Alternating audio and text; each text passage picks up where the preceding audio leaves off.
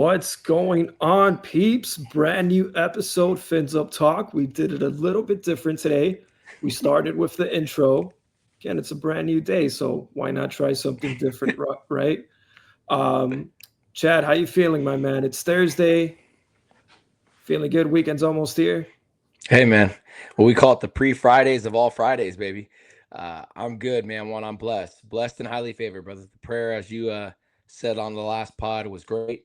It always feels good to get that Jesus juice going, but super excited to talk some Fins talk, to talk some football, to talk kind of draft. We're in that weird area where we're far enough away from the draft that it feels like it's forever, but we're also close enough that we feel like, oh, there's hope. Like, dude, you and I are getting excited. I think I sent you some videos of some prospects, and then not just the prospects, but watching Malik Willis throw some balls. And dude, I literally probably watched that video 87 times, acting like as if it was a highlight tape, and just watching the torque on the ball, bro. But what was even better about it was I played quarterback growing up. My dad ingrained this into me that you don't pat the ball before you throw because it allows the defender to know that you're letting it happen, right? Like, oh, okay, I'm about to go. So I drop back. I already have a good enough grip. I found the laces so I can throw. When you pat it, though, it allows a safety or a corner or a linebacker or even a dropping defender like that's on the D line to pop up because they know they're reading you that the ball's coming out. Malik does this, but let me put some emphasis on this. The amount of power, torque, and snap he has on the ball, you almost forget that he does it. If it wasn't for the microphone on his chest where you can hear him clapping, like patting the ball, you wouldn't even know that he's doing it because it's so instantaneous. But you can't help but get excited. Yes, you and I agree that this isn't going to be the most fruitful season when it comes to wins and losses. But like you said all off season when you were on the Malik train, it's going to bring excitement. It's going to bring juice. It's going to bring flavor. We're going to see another part of Devon Achan's game because of Malik's threat, and I'm excited for that. And then just, dude, as a draft guy, I love development. So we're going to bring on at minimum 11 drafted players, not including undrafted free agents. And we already have the youngest roster in all of football. So this is going to be that bumps and bruises year, but I'm going to be looking for bright pieces. So I'm feeling good, man. I know I just went on a tangent, but dude, I'm ready. I'm ready, Juan. Yeah, no, absolutely. I mean, dude, please say more, Chad. It's funny as you're talking about that, and I like learning these things from you, right? I feel like every time we have a conversation, and I love football, but you always learn something new. And when I Mm-hmm. played baseball and I used to pitch, you would tip your pitches. It was a sign when you would move the finger, or Mm-hmm. you're moving your hand because you're rearranging the ball. Sometimes I would purposely, without rearranging the ball, make it look like I was, so the batter would think it's a sweeper, it's a slider, something Okay. along those lines. Now for football, it's different. It's your Yeah. tackle ball, that's where you're Mm-hmm. going to go. So very interesting. But like you said, he throws it. He has that quick motion. It's almost instantaneous. So Yeah. it works for him. It worked for him in Green Bay, and I'm hoping that it continues to work for him now. Very Mm-hmm. excited, regardless of what happens this season. It's a step in the right direction. I don't want to go too into it, but I'm happy that we've moved on and we've done the rebuilds that we're doing. There was always that side of me that I was hoping, man, Tua, I hope he pans out, but Mm-hmm. I don't know if it's the concussions. I don't know.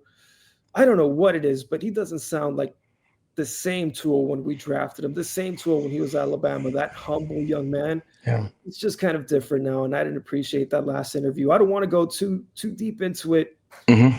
but I didn't appreciate that. Mike McDaniel had his back, and it was just completely weird. So, very excited to have Malik Willis. Very excited whenever you send me a message with some of those highlights, the throwing motion. I am pumped. I cannot wait for this draft to see who we get to complement him, to get him Mm-hmm. going. And even though we're in this situation where it's a very unique situation and a bad situation at that, a lot of good could come from something bad. Yeah. we're in a situation that I don't think any other team has been in. This much dead cap Yeah. about now, but in next year there's going to be a lot of Hmm. where if you hit with your draft picks, what was it that he said earlier? We're cooking Fish with grease. fish grease. The That's fish what we're grease. doing. So I'm very excited for that. Chad, Yeah. last time we talked about the draft, I want to continue because we're getting closer to that day. Hmm. And even though it feels far away, Hmm. time goes by like this. Yes, sir. And we've talked about draft picks. And even though we haven't changed much, we do change our picks every now and then. Oh yeah. More So I want to give you information. some tough scenarios. Okay. And guys, Chad is the guy you want to listen to. He watches these videos. I watch the highlights, but Chad watches the full video. And Chad, I really want to get your take. So we know who we want in the first round. We want CC. That's our guy. Absolutely. If he's there, Yep. we're taking him over everybody. So that's a softball question. I don't want to go that Yeah. route. It's Let's a just layup. pretend CC's not there. And let's do Okay. 4 or 5 rounds. Let's play it by ear, but let me give you I some like it. scenarios. Okay. Let's make believe that CC's not there. Okay. Let's go with 4 players. Okay. You have Caleb Downs. Yep. That's the number one guy. You have Ruben Yep. Bain. You Here, do have this. Delane, cornerback Okay. from LSU. Yep. And you got what's the Polynesian from Penn State? I can't pronounce his name. Oh, oh gosh, the guard. I would call him Ollie because I don't know how to say it. It's Vaione, Ole Okay. Vaione. Yeah, I just call him Ollie. But Well, Ollie. okay, Ollie. yeah. Okay, let's do So Ollie. for Vegaione, the reason I like him is because he's the safest floor, and he might. I mean, I'm biased because I like Francis so much, CC Mainoa, but he might be the best offensive lineman in the entire draft, Vaione. And that's not hyperbole. That's just straight facts. He's the safest floor, and incidentally, he is also the highest ceiling because of what he does. The problem is he's a guard. What I do appreciate now is the Quentin Nelsons of the world, the players that were drafted high because they were so good, position didn't matter. We're now seeing inside offensive linemen getting paid $20+ million. We just watched for the Raiders, they just signed from Baltimore, Tyler Linderbaum. He just got $27 million a year. That's tackle money. So clearly the middle of the field, the middle of the position is getting valued. So I'll break it down this way. I'll tell you the players, the strengths, the weaknesses, why they're a fit to make it quick, and then I'll say the one I would go with. Okay. So for Ali, for Vegaione, the safest floor, plug and play, left guard. It allows Jonas Avayanaya to go to right guard, which makes it a double win because he's comfortable on the right side, and I think he'll be a better player. I'm also a big fan of having Polynesians on the offensive line. Call me crazy. There's really no weakness to it other than the fact that we drafted a guard in the top 15, or in this case, the top 11. But again, I'm of the camp of the middle of the field is what wins. So I love Ollie. I love Vegaione. I think he's a baller. Caleb Downs is my number 1 overall player, and I've talked to you about this. When you want to talk about the cleanest prospect in the draft, it is him. He's a shade under 6 foot. He's 200 pounds. He is not excellent at anything. He's good at everything. He can play at the line of scrimmage. He can knife through offensive linemen. He can knife through running backs. He did it against us on a motion where he comes down in the box. The play is going, he's diagnosing, and he's moving his defensive end to the edge. He's moving literally Arvell Reese to the side saying, hey, it's coming right here. Malachi Tony comes underneath on motion. It's a cheat motion, so it's a quick one where he's going to plug him into the gap. And instead, Caleb literally dips, rips through, gets hands on Mark Fletcher, who nobody gets marked down on the first one. And by slowing him down, he allows Sonny Styles to come in and finish the play. And then you have the back half ball production. He is not huge in getting interceptions, but he's always in the right place. And what's funny is he probably left 3 to 4 picks on the field this year because he simply went out for the knockout hit. He wanted the highlight hit. In the NFL, when you're not 6'2", when you're not 215 pounds back there, you want to make your body a lot more present. So I think he'll learn to turn his eyes around rather than play the player, play the ball. The downfalls of Caleb are, again, he's not considered a premier position. Safety is one of my favorite because I think they're the quarterback of the defense. He sees the whole field. He's a player that will run Jeff Hafley's defense, and he's a 10-year guy. Funny enough, he's Minka Fitzpatrick, but 8 years younger. And the upside is insane. The floor is insane. You said Caleb Downs, you said Vega Yone, you said Ruben Bain, and then who was, Mansour Delane. I'll go to Mansour Delane. A lot of people's cornerback one, not our cornerback one, but a lot of people's.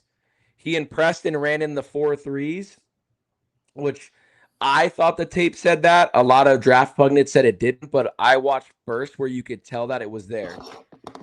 He allowed less receptions than he did incomplete, or he had more pass deflections than he allowed receptions on the season. It was insane.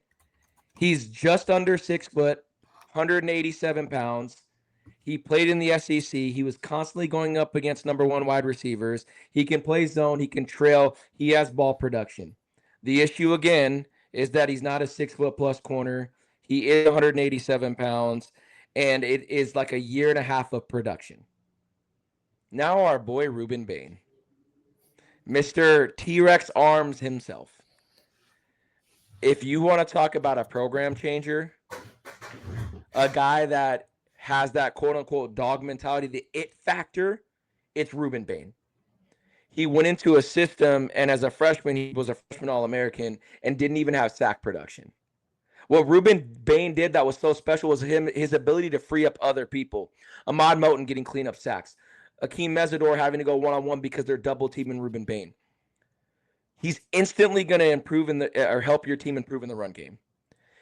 What he lacks in arm length, he makes up in power. It's like cinder blocks when he hits you. He's 6'2.5", which is short for an edge player, but he's 275 pounds.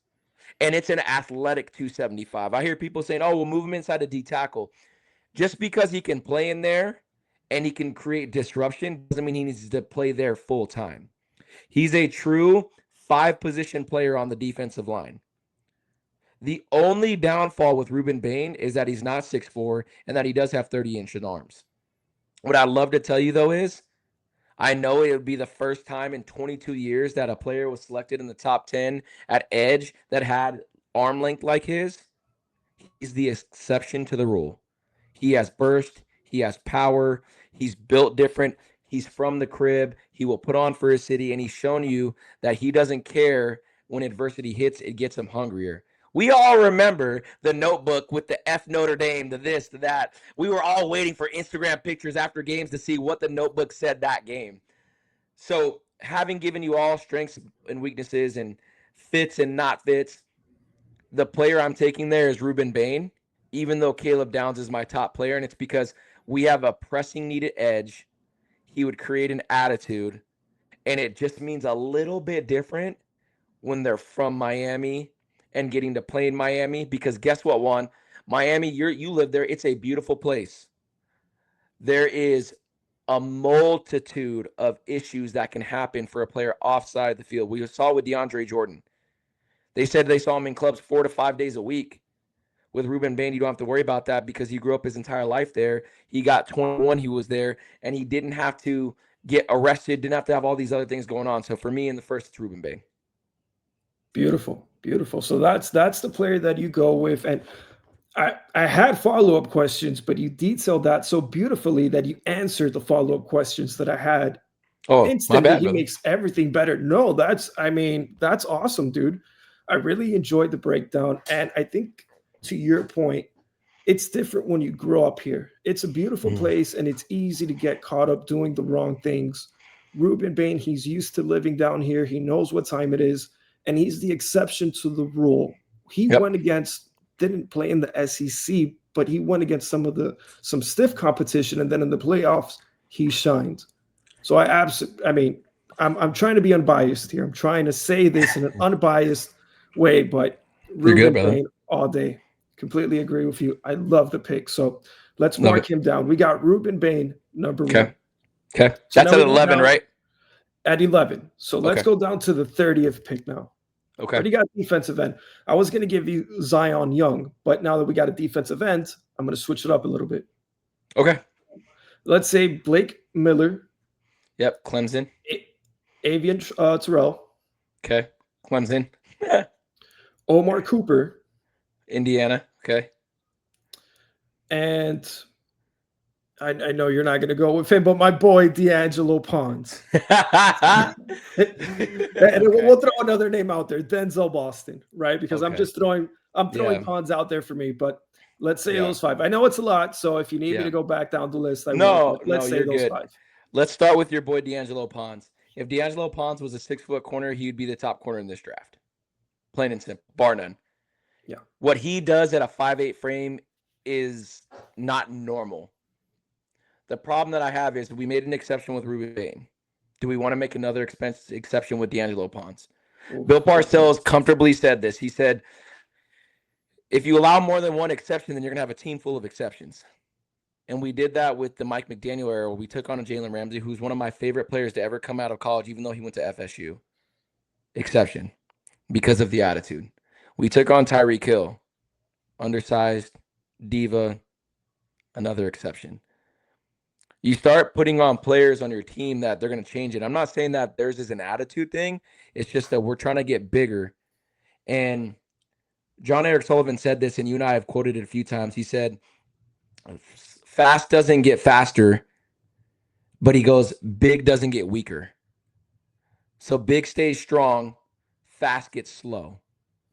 So in this case, we want to make sure that we're a bigger team. But with D'Angelo Pons, his ability, the only thing wrong with him legitimately is his size. He can play the run well. I love him in press man. I love him in zone. I love how he flips his hips. I love the athletic ability. He can jump out of the gym, and he's a weird built 5'8" because he's not skinny. He has like mass on him, but it doesn't slow him down. So I recognize the player, and I actually love him a lot. Me personally, I've always been a bigger corners type of guy. And because of that, it already got off my board. 1 second, one. Yeah. Because of that, he's off my first round board, but I get the player. You said Zion Young, which I'm still going to mention Zion Young because I think he's a heck of a player. He has a nasty, mean demeanor, and he's instantly, similar to Ruben Bain, he's instantly going to help your run game. Instantly. Plug and play on the edge. He's going to help you in the first 2 downs. He has refinement areas that he needs to do in the pass rush. He's a lot of power. He has a bull rush. He doesn't have too many counter moves, which I think with proper training, he can work on hand technique. He can work on stack and shed. He can work on his dip and rip. He can work on his long arm because he does have length. And I love that he competed in the SEC. You said Denzel Boston, who you and I kind of talked in depth. It's a little rich for me at 30 because of the soft tissue injuries. And there are a couple of concentration drops that have happened every now and then. I don't love that he didn't compete in the SEC. And I know people say that the SEC is this, but at the end of the day, you have LSU, you have Alabama. When you're a receiver, you're going against premier players in the SEC at corner. But I do like what he is. He has length. He has a nice frame on him that allows him to play bigger. You can see some stiffness when he's getting in and out of breaks, but he is able to still sink his hips, get out of the break, and make something happen. My areas of concern with Denzel is that he didn't ever overly dominate against top flight competition. Again, the injuries are concerning because you don't want that to be the case when you're coming out of college and you have that type of frame, and then you're playing in a place like Miami, Florida, where it's hot, so the hamstrings can get tight quick. They think, they loosen up, but they actually get there's more of a chance because of dehydration and movement. And then you mentioned, so you said D'Angelo Pons, you said Zion Young, you said Denzel Boston, Blake Miller. He's actually one of my favorite tackles at the end of round 1, beginning of round 2. And I say that because that entire Clemson team had so much talent, but it was just untapped. He's incredibly raw, where you can see that there's areas of refinement that are needing, but you can't teach size and you can't teach athletic ability, which he has. I love his reach. I love how he has a punch. I like how he extends. His feet are what mess him up every now and then because he gets caught underneath himself where he's overextending. So it allows for them to get into his frame and then he loses balance.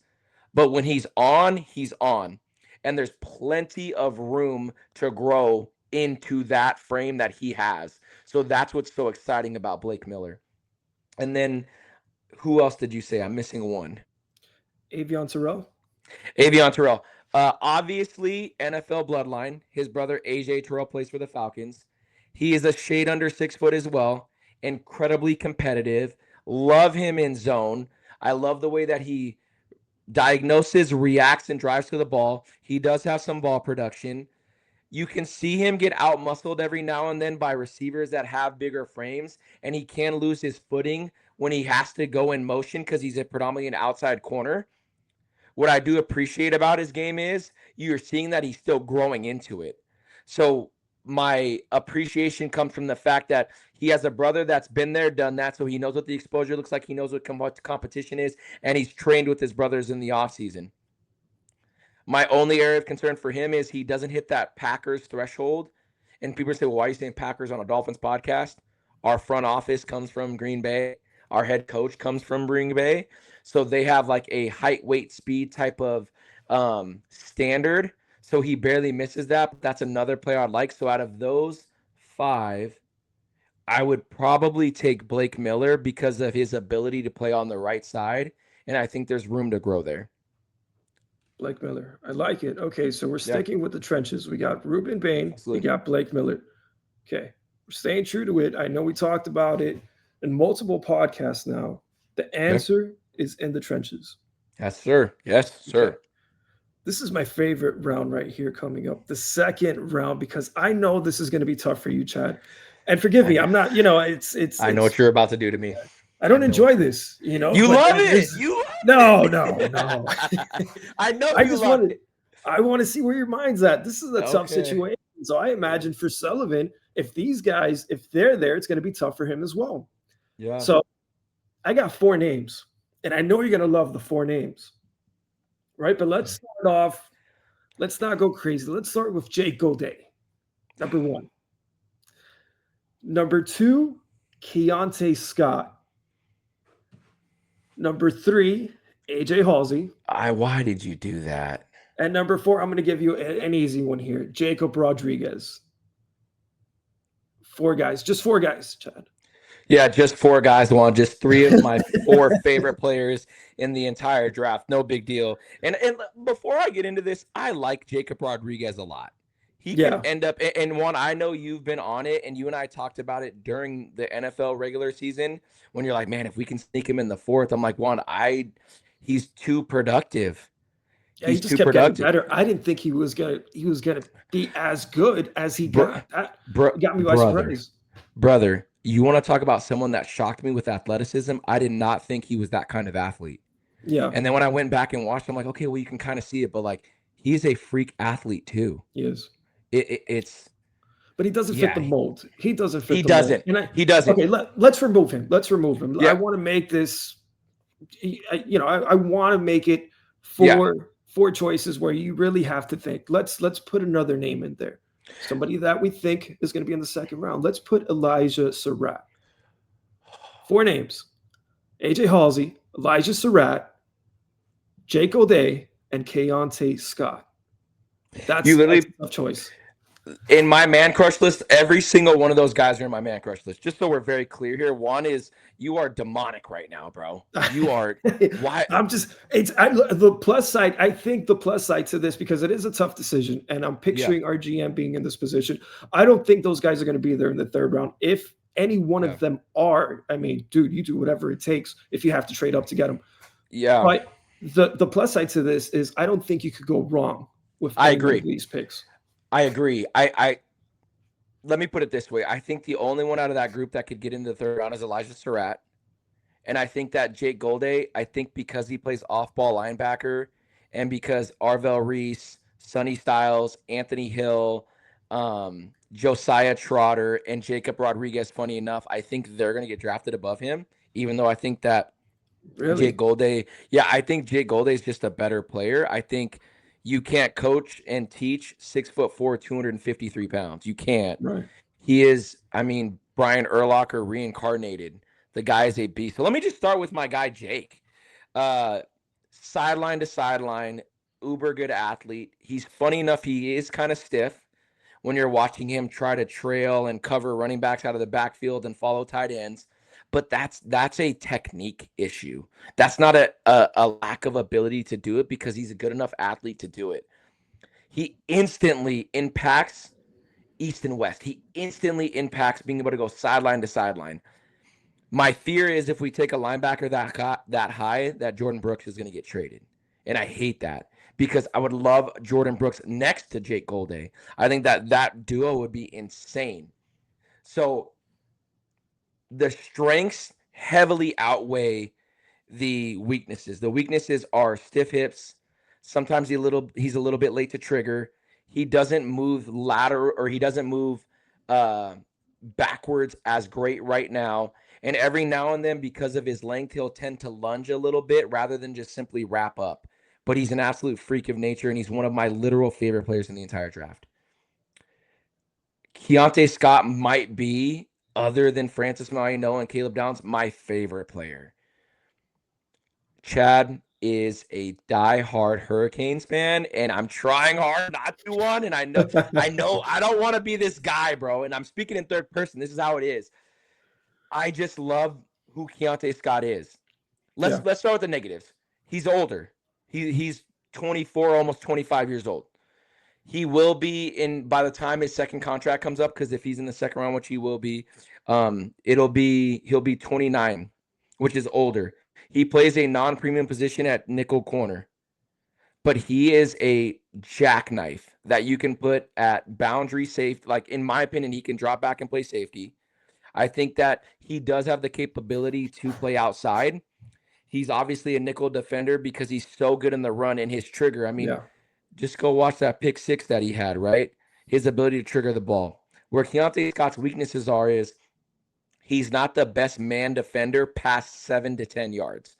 So he loses. He loses in trail because he's so physical and so aggressive that he gets hands on you. And then once he's beat, he's trailing. And we watched him numerous times get beat off the line, and then he is trailing. He's a great enough athlete, which, brother, some people said 4.24, which I don't think, like, I think the verified time was 4.32, but I did not expect that. That was crazy. That was insane.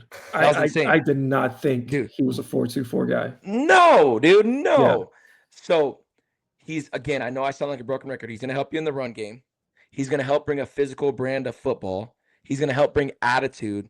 He's another guy that, although he's not from Miami, he played in Miami for a year. Again, he's older, so he proved that the nightlife does nothing for him. He's used to grinding, working, and putting in film work because his football IQ is there. He reacts, diagnoses, and triggers instantaneous. Where we're going to struggle with Keontae and where fans are going to start to boo him is the first time he gets beat off the line, because it's going to happen. His hips, again, can get a little tight because he's a bigger athlete. I think when our first pod, you said, I thought he was a defensive end. I saw him on the line. I'm like, what is this guy doing out there?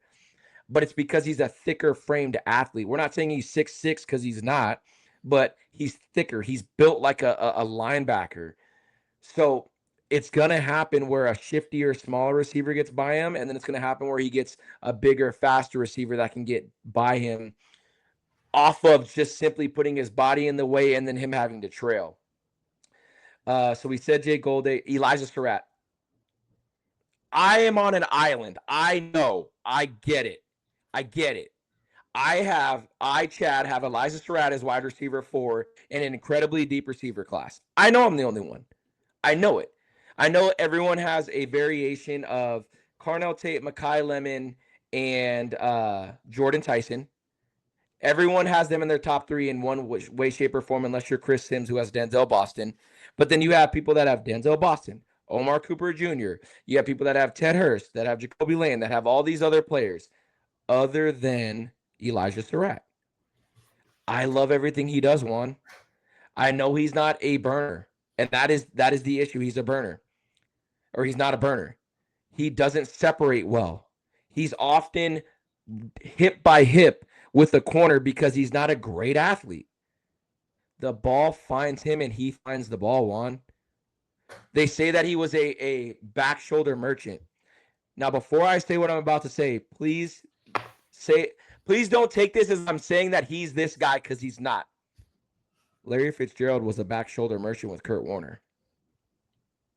Yeah, I'm not saying. I mean, I don't want to cut you off, but like, let them say that. I know they say what they say about SGA and basketball, that he's a free throw merchant, but he's the MVP. They just won a championship. I'm okay with that. Yeah. For me, 6'2", 222 at a 4.5 that can run slants, can run outs, can run a 3, can run a 4, can run a dig, can run a post, can run a corner, and can perfect the back shoulder fade route. Sign me up. And he's willing to block in the run game, and he's performed everywhere he's been. But he's not a 4'2" guy. He's not a 6'4" guy. He's not a dynamic athlete. He's not going to jump out of the gym. But what you're going to get is consistency with Elijah Surratt and a winning pedigree. Again, that's Waffle House, open 24/7. And then the last one that you said was AJ Halsey. I knew you were going to do that one because you and I have talked about AJ Halsey a lot. And I remember there was a time when I was like, man, I really like Kamari Ramsey. I think that he can do a lot, and I still do. And obviously, Caleb Downs is my number one player. AJ Halsey's my safety too. And Dylan Thieneman, he's a lot of people's safety too. I just think that AJ Halsey is the modern day safety. 6 foot, 220 pounds. You hear those measurables and you immediately think strong safety. I'm talking old school now because we don't say strong safety anymore. We just say safety or nickel defender.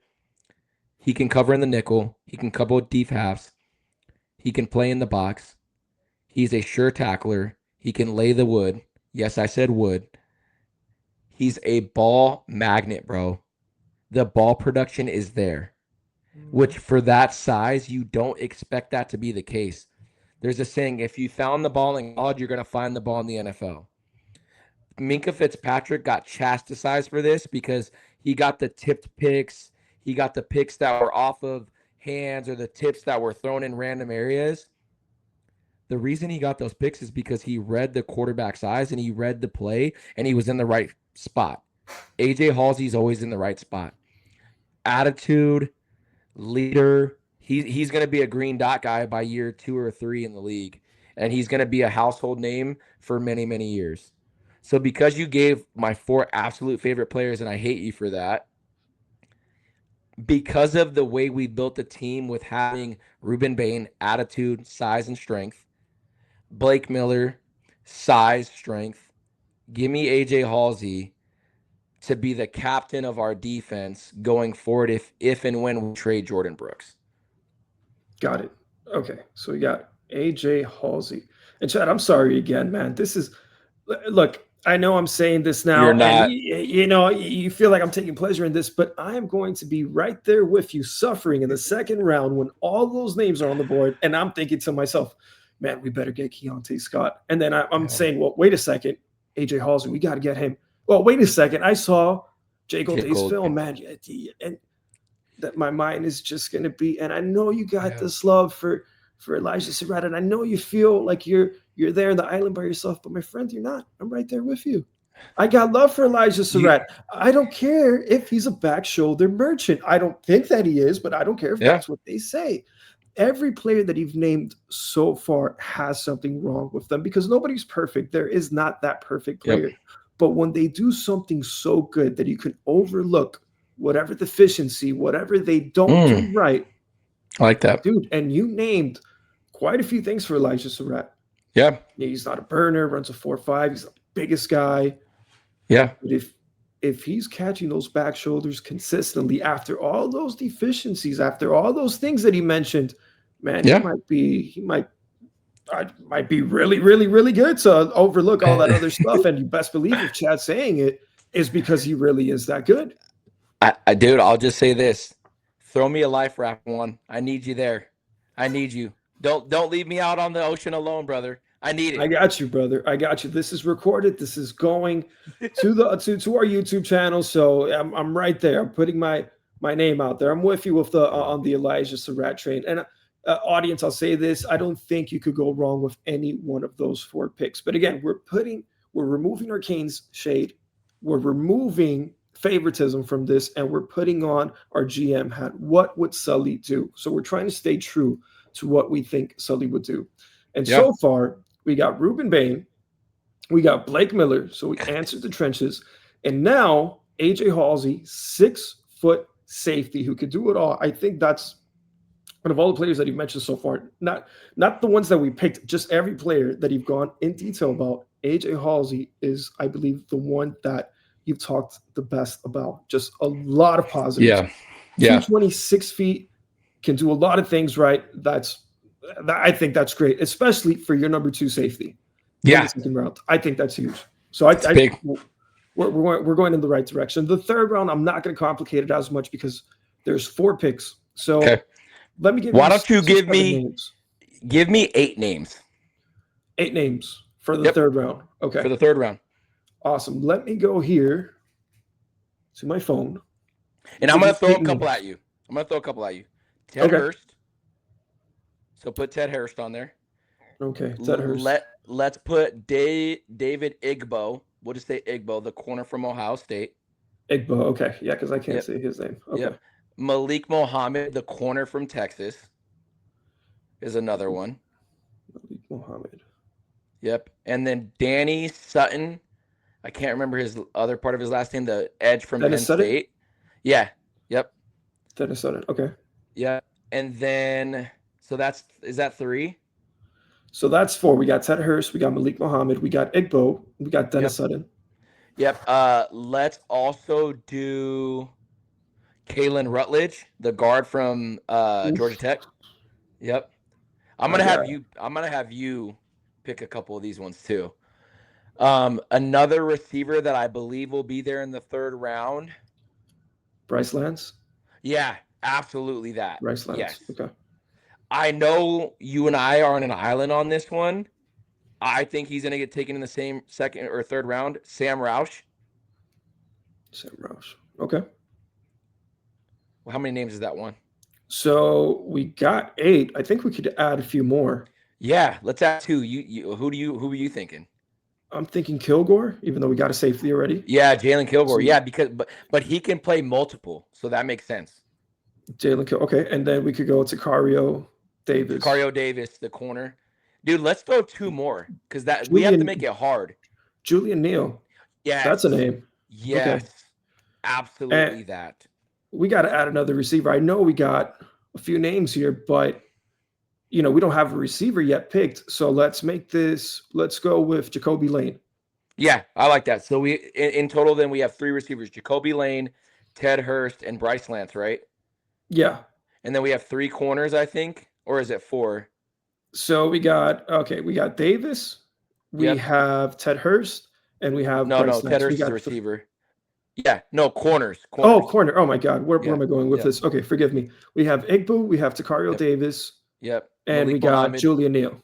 And Malik Mohammed. So we got 4 corners. 4 corners, 3 receivers. We have 1 defensive end, 1 guard, and 1 safety. And 1 safety. Oh my gosh, bro. Yeah. Oh, and a tight end. We have Sam Roush. And the tight end. Let me put here the positions because I'm all over the place with this. Okay.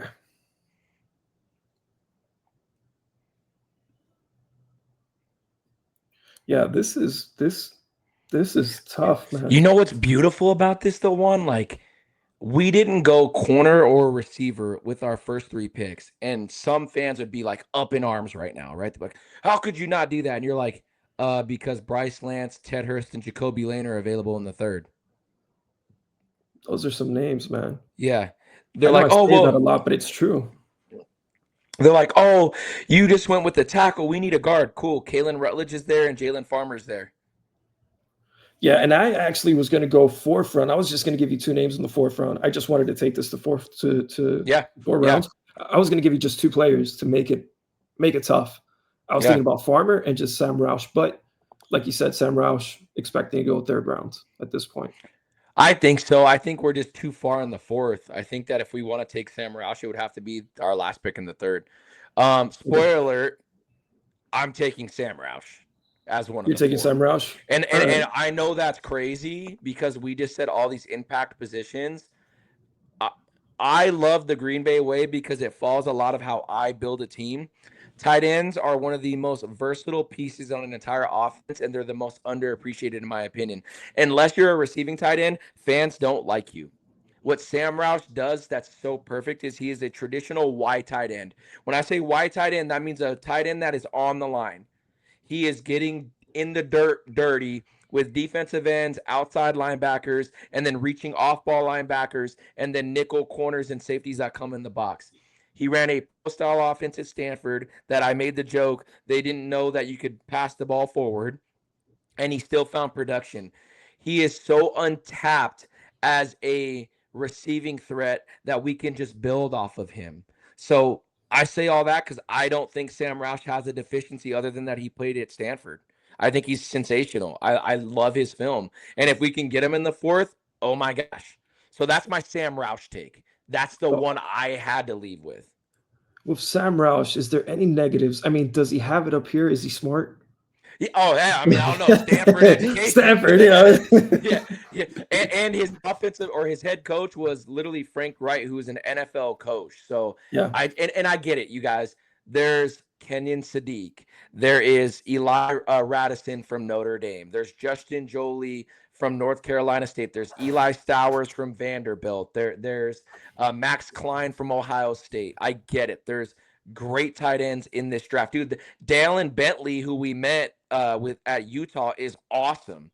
He's even bigger than Sam Roush, but there's something about Sam Roush that just gives me goosies, man. It gives me goosebumps, bro. What would you say it is? What, like, that it factor? There has to be something that stands out. I think it's, and I hate comparisons. He just reminds me of George Kittle, dude. And I know it sounds nuts, and I know you and I have talked about it, but like, if you just watched the film and the way he plays in the run game, and then if you watch him go on a drag route, which for the audience that doesn't know concepts of routes, he's on the line and he's running across. He's going just past the defensive line, right in front of the off-ball linebackers, cutting in front of them on a drag route. He just moves effortless. And when he did the gauntlet drill where you're running out at the combine and you're turning and you're catching, he stayed on the line, which the goal of that is to stay in a vertical line where you're staying straight. He barely got off the line. He's catching smoothly, secure enough to catch, drop, and go. And he was catching with his outside of his frame, which a lot of players on that gauntlet, they want to let it go to their body because it's easier. When you have hands confidence, you put your mitts out there and do it. And dude, again, I just love the player, and I will die on that hill. He's going to be, I know this sounds crazy, he's going to be a top 50 to top 60 player for me. I think the world of him, dude. And the funny thing is, he could go in the fourth round. He may very well finish as the 105th pick or 103rd pick or whatever. But I have confidence in the player. There's a lot of names. I want you to tell me two names that you would pick out of those, because I picked one already. Okay, so right now, just to go through the list, every time we pick a player, I just want to go back, revisit the list. So we got Ruben Bain, we got Blake Miller, we got AJ Halsey, and now we got Sam Roush. So we got two players on the offensive side of the ball, two players on the defensive side of the ball. Again, I want to remove my way of thinking and try to put myself in Sully's shoes. Okay. All right, so it's the third round. I am thinking, Chad, and I might not say this as eloquently as you do, but help me out here. I'm going to seek some assistance as I'm breaking. I'm here. Down. I'm thinking about getting two receivers, and I'm going to explain why. I'm going to explain why. We got Malik Willis. What I do not want to happen, Chad, because We're investing here in the offensive line early in the first round. We got a pretty decent offensive line with Patrick Paul, Brewer, and Blake Miller if he is who we think he is, and we end up drafting him. And I'm not spoiler alert. I'm only going to say Farmer for the 4th round because that's who I want, and I don't think we're going to go in any other direction. I agree. What I do not want to happen is Malik Willis. He has the offensive line. He has Devon Achane. I think Sam Roush. I think very highly of him.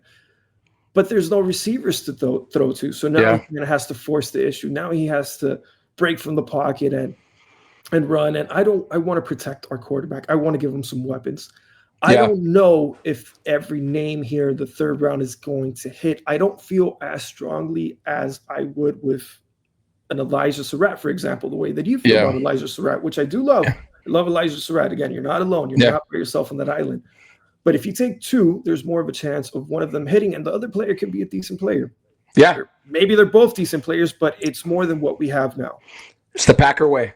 The Packer way. So the receivers that I see here, Ted Hurst. We got Jacoby Lane. We got Bryce Lance. So we got 3 receivers. Okay. 2 out of the 3. Now, how can I separate these 3? What do I see different? Well, they all have size. The speed, I think, comes more from Hurst and Lance. Jacoby Lane, he's more of, not the fastest, not slow either. More of that second option. I would go with Ted Hurst and Bryce Lance. That's exactly who I would have went with. The reason why they have potential to be number 1 options.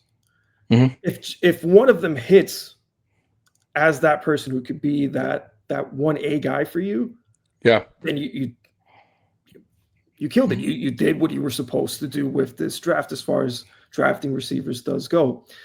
And I don't have a favorite when it comes to these 2. I saw the tape on Bryce Lance. That kid is a specimen. I don't care if he played for North Dakota State. How many players have we seen come from that conference and ball out? Plenty. Future Hall of Famers. I'm not saying that he is going to be that guy. What I'm saying is we can't just say, hey, he's not from the SEC. I'm just not sure because the level of competition is not there. No, the film doesn't lie. The kid is a specimen. I agree. I really do think that he has that potential. Ted Hurst, he has that soft tissue injury, right? That was one of your worries. Yeah, he plays through injuries. Ted Hurst's biggest thing to jump in with you on. So with Bryce, let me go to Bryce back because what you said. What I like about Bryce's game, and I've said this before, when you have a bloodline that's associated with the league, that only can help you. So his brother being Trey Lance, I know Trey Lance flamed out, but he's still in the league, and he's been able to catch balls from an NFL quarterback because his brother, again, trains with him in the offseason. He has a thicker frame. I think he's like 6'2", 210, clean hands, has athletic ability that you don't expect from a guy his size. And yes, he dominated in a subdivision, but that's what you're expected to do. If you play in a lower division, you better be one of the best players in that division, and he was. And he performed well at the Combine. He performed well at the Senior Bowl, which showed that he belongs. You don't have to worry about him not willing to be involved and active in the run game because he does. Again, he's another possession receiver that has a little juice to him that I didn't expect. I think he ran a 4.45 or a 4.46, so I was caught off guard there in a good way. With Ted Hurst, what I enjoyed the most about his game is you can't coach 6'3.5/6'4", 200 pounds. He absolutely dominated in the Senior Bowl. He put his name on the map, and he's a player that we've had a 30 visit with.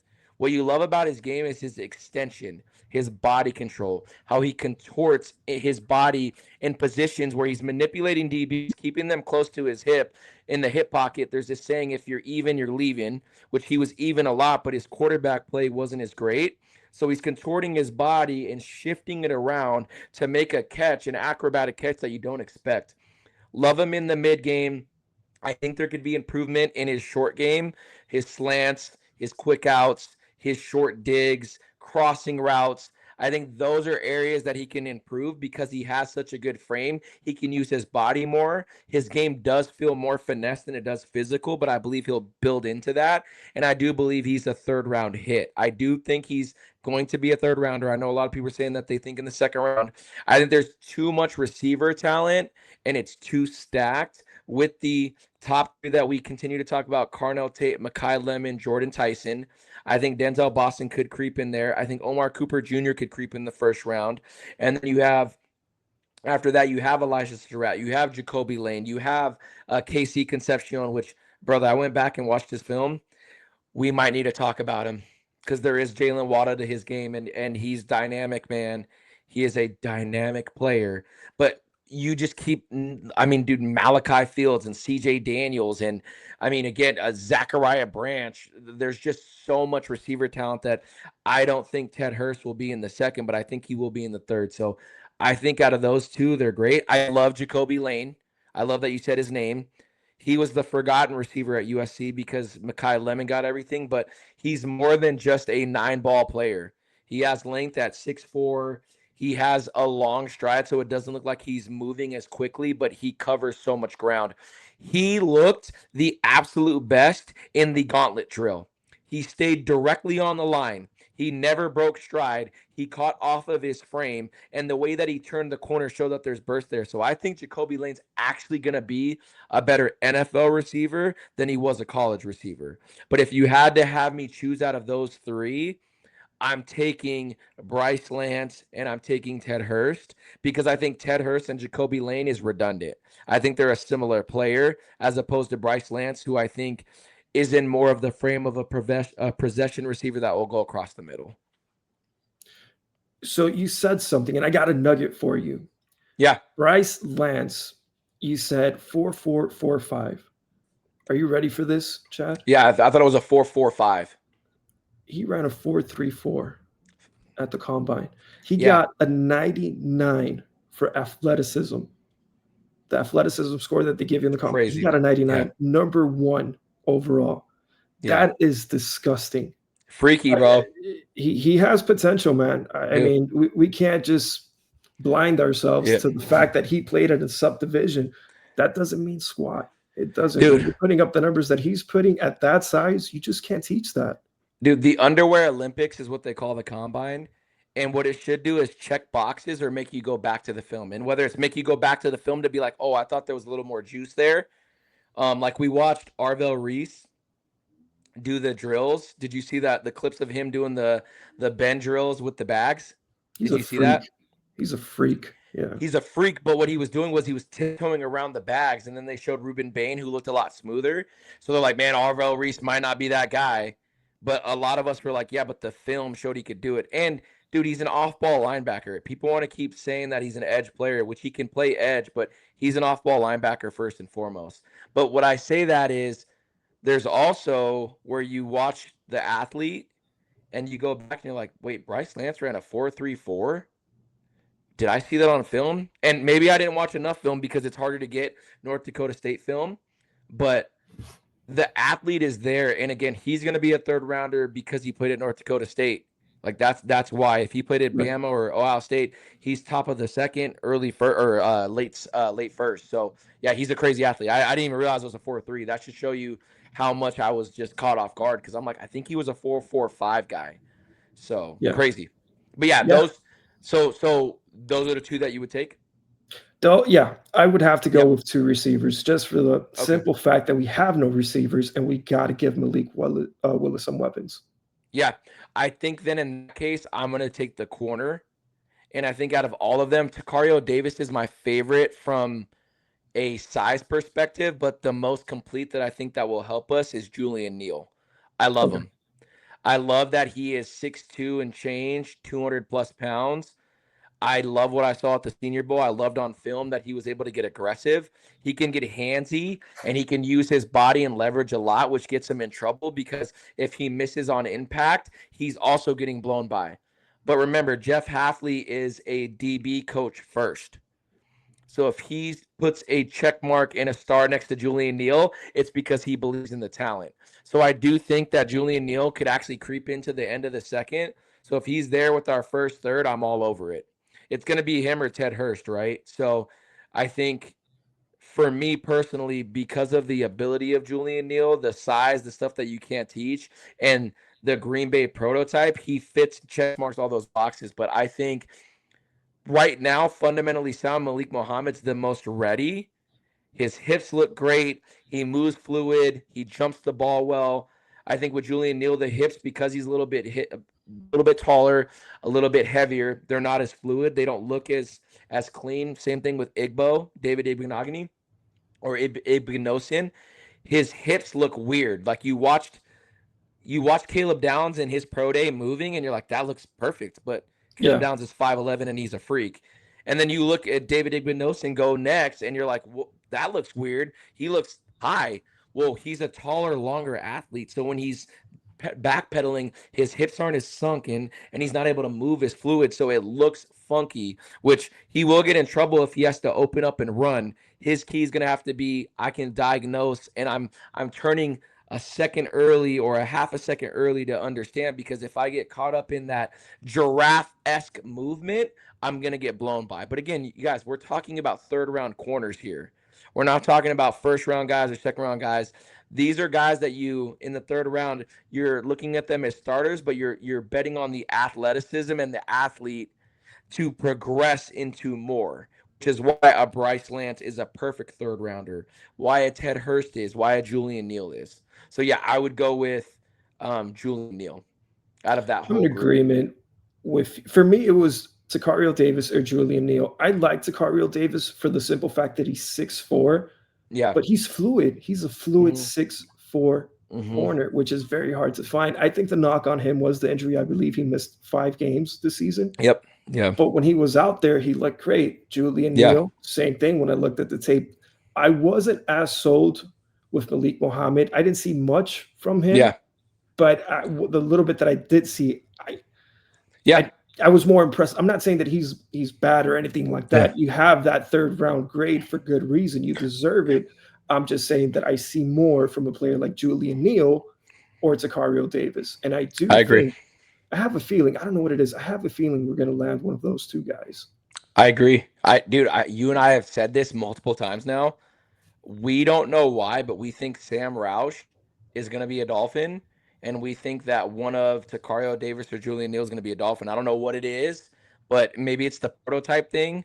Maybe it's because it's a position of need. But the beautiful thing about having 11 draft picks and having needs all across your team is you really can't go bad. If we did, I'll throw it at you, because I know that we already talked in the fourth round. We know we're going with Jalen Farmer, so that one will be quick.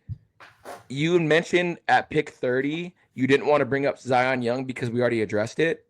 Dude, if Jeff Hafley watched the film and said, you know what, Chop Robinson's not that guy, and we double dipped in the first round and we took a Ruben Bain and a Zion Young, or a Gabe Jackus, or a Malachi Lawrence, like I could also see that. But if we double dipped in the first 2 rounds or the first 2 picks at edge, okay, like perfect, because we can get Jalen Farmer in the 4th. That solves the trenches on the offensive line. That's our plug and play guard. He plays right guard. He's thick. He's dense. He has punch. He's an underrated athlete. He competed well. He's not as big as he is. He has movement. He can get stuck in a phone booth, but he plays guard. He will have to learn how to pull a little bit better to get to the second level, but he has a mean, nasty demeanor, and if he didn't play guard, he'd be a higher draft pick. That is true. Yeah. Yeah. So where we're at, talk to us who we picked, Juan. So we got Ruben Bain, we got Blake Miller, we got AJ Halsey, we got Sam Roush, we got Ted Hurst, Bryce Lance, Julian Neal, and then in the 4th round, we got Jalen Farmer. That's stacked. If all of those guys start, I would not be surprised. You said something that was so beautiful the way you put it, Juan. Not all these guys are going to hit. And in fact, if the old saying goes, if you land 3 starters in a draft, you did very, very well. I understand everyone looks at Seattle and they're like, man, they drafted Nicky Manwari and they drafted Jackson Smith and Jigma and they drafted Greg Zabel and they, They drafted Devin Weatherspoon, and like they talk about that. They talk about the Rams. They're like, man, they drafted Jared Verse, and they drafted Puka Nacua, and they drafted Kyron Williams, and they drafted Byron Young, and then you go to the 49ers, they drafted Fred Warner, and they drafted Nick Bosa, and they drafted Brock Purdy, and you hear all of that, and it happens. But like, I think the reason our GM is so, because remember, dude, they were offered a I heard this recently. The Broncos offered us a third round pick in 2027. So it was going to be a first this year, the fourth round pick swap that we did, and then a third in 27.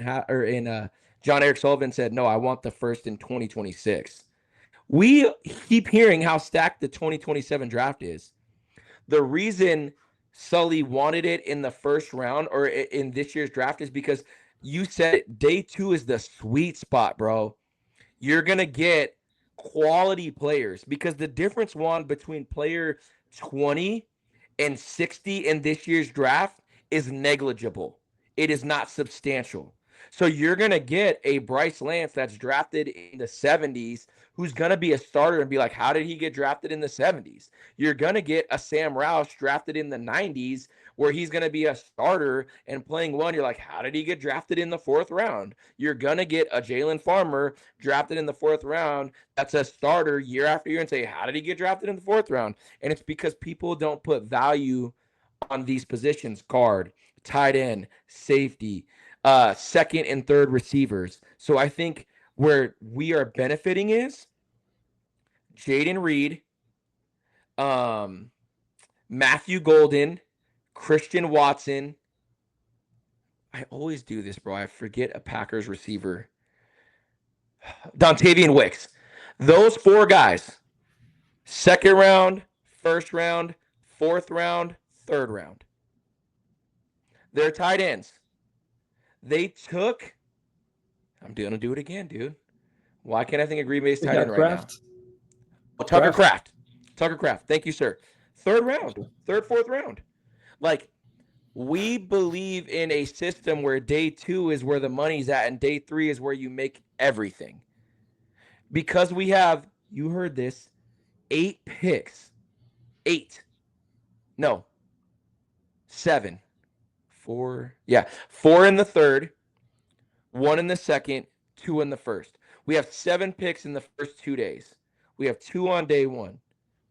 This is going to be a foundational draft, my brother, and I am so excited for it. I'm with you. I want to be careful on going on a tangent here because you said something and a light bulb came on. I think a lot of these players are going to hit. Mm-hmm.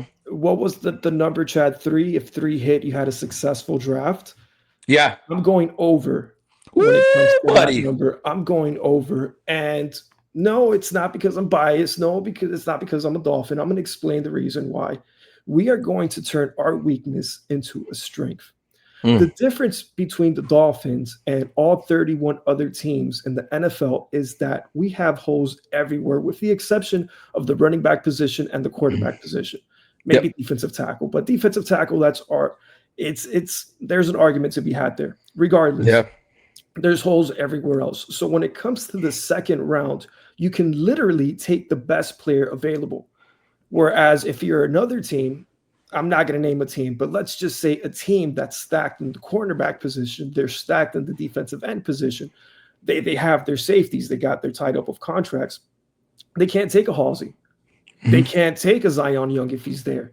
They can't take a Jake O'Day. There's no need for it. So they settle for a position of need. They're not taking the best player available. Whereas the Dolphins, the first 3 rounds could take the best player available. And the plus side is you always want competition. Competition is always going to exist. But there's a plus side when you're rebuilding. We selected you within the first 3 rounds. Guess what? You're going to go out there and play. We don't know when you're going to hit, but we're entrusting that you will. So we're going to give you that opportunity. And to me, that's something big. Having that confidence where you know you're that guy, because you said something earlier on in this podcast. You talked about Trey Lance, and he flamed out. Yeah. Talent is not enough. You have to have the cards have to fall in your favor. Yeah. right? And Yeah. well, with Trey Lance, if he was on another team, who knows what would have happened? Listen, Tom Brady, if he didn't go to the New England Patriots, if he didn't get the chance that he got, if he didn't play behind Drew Bledsoe, we might not ever hear about Tom Brady. If Sam Darnold doesn't find his way to the Vikings, gets that opportunity that he got, maybe Sam Darnold isn't the Super Bowl Seahawk winning quarterback that we just saw last season. I So agree. you have these players where now you're selecting them, you see the potential, and they have something that not a lot of other players in the NFL will get. It's a very unique season. You're going to be the guy. If you're Yeah. drafting from the first 3 rounds, there are so many needs, and we Yes, do sir. not have the cap space where guess what? You're going to go out there. This is going to be a season where we're going to see what we got and we're going to see it through. Figure it out. We're not going to the Super Bowl this year, but we want to see what we got in you because come year two, we're going to have the cap space. We still have all of our draft picks for next season as well. Yep. So we want to see if they hit or not. And I think that's a huge difference maker. So to me, it's all about turning our weakness into a strength. Get the best player available. I know we're having this conversation here now, and to us, these guys are the best, but trust the homework that you've done. And I know Sully will. Yeah. Trust what your eyes are seeing. Trust in the people that you hired and the information that they're giving you. If it just so happens to be that Ruben Bain is there and he has the T Rex arms and you have those options, but hey, that motor cannot be taught. That Mm-hmm. 275 and that lower Mm-hmm. body strength and the Yes. fact that he's a difference maker, but he makes everybody else better. Yeah. Listen, forget about the Green Bay way. Yep. Recreate. They'll recreate Ooh. the winning way, and the winning way is getting winning players, and that, my friends, Ruben Bain is the definition of that. Somebody who doesn't run or shy away from a bad situation, which is what we're in right now, and enjoys the process, enjoys the come up. So, Chad, just to name them, going down the list again. What would you grade this draft? Again, we got Ruben Bain, we got Mm-hmm. Blake Miller, we got Mm-hmm. AJ Hall, we got Sam Mm-hmm. Roush, Ted Hurst, Bryce Mm-hmm. Lance, Julian Yep. Neal, and Jalen Farmer. I didn't even want to talk after you said recreate the Green Bay. What Juan said, everybody. If you don't give that draft an A, you're doing it wrong. Not only did you handle like positions of need, you took the best players available. And again, we don't know who was there and whatever. We did this hypothetical reasoning, but I think Ruben Bain's a Pro Bowler. Yeah, absolutely. I think AJ Halsey's a future Pro Bowler. I think that Blake Miller will be a starting right tackle.